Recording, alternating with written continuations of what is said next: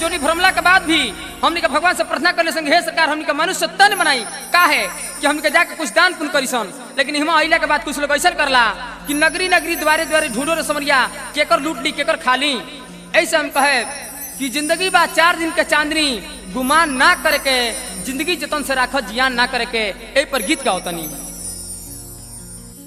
जिंदगी जतन से राख, जिंदगी जतन से राख, जियान ना करे के। जिंदगी जतन से राख, जियान ना करे के। जिंदगी जतन से राख, अरे जियान ना करे के, करे के, करे के, करे के। 4 दिन के चांदनी, 4 दिन के चांदनी, गुमान ना करे के। जिंदगी जतन से राखो, जियान ना करे के।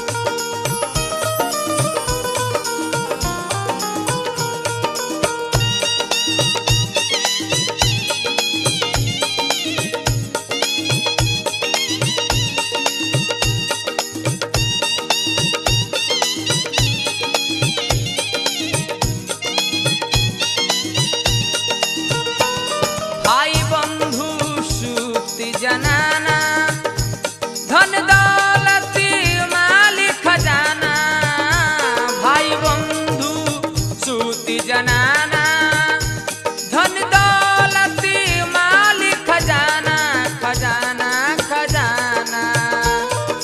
कुछ साथे न जई है, कुछ साथे न जई है, बिगाड़ ना करे के। जिंदगी जतन से राखो, जियान ना करे के।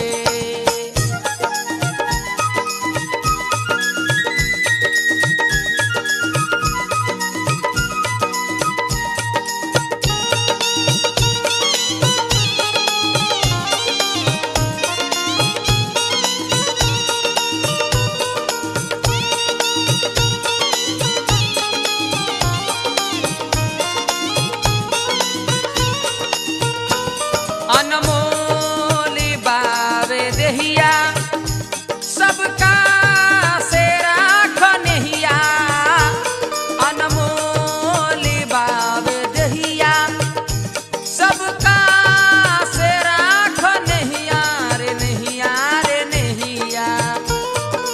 जान बुझ के भैया हो, जान बुझ के भैया हो, अनजान ना बने के। जिंदगी जतन से राखो, जियान ना करे के।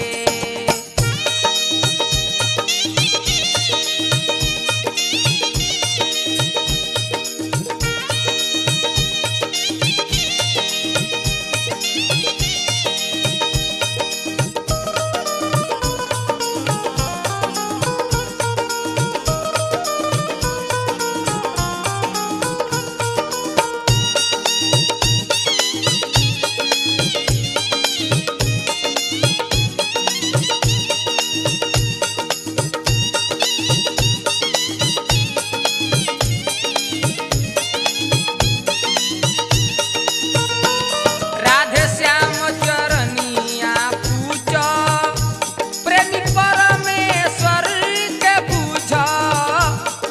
श्याम चरनिया पूजा, प्रेमी मंटू तू बुझ बुझ ये सुगात बुझ। अपने से खुद यापन अपने से खुद यापन बखानी ना करे के जिंदगी जतन से राख जियानी ना करे के जिंदगी जतन से राखो अरे जियानी ना करे के